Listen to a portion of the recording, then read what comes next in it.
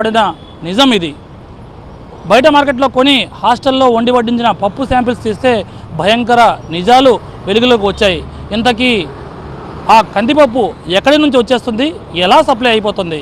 సాధారణ కుటుంబాల్లో వారానికి కనీసం 2 సార్లైనా పప్పు వండుతారు. హాస్టల్స్, మెస్ లో అయితే పప్పు డైలీ ఉంటుంది. దుకాణం నుండి తెచ్చుకునే పప్పులో భయంకరమైన పప్పు మిక్స్ అయిపోతోంది. ఆ పప్పు వండుకుని ఇంట్లో లొట్టలు వేసుకుని పిల్లలతో సహా భోంచేసేస్తున్నాం. కల్తీ గురించి తెలియక పప్పు హెల్దీ అని నమ్మి దాన్ని పిల్లలకు చాలా మంది తల్లులు తినిపిస్తూ ఉండడం మనకు తెలిసిందే.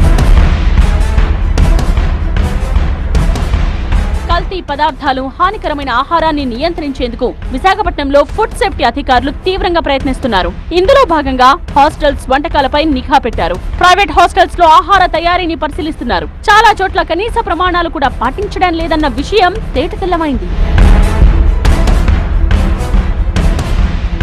విశాఖలోని MVP కాలనీలో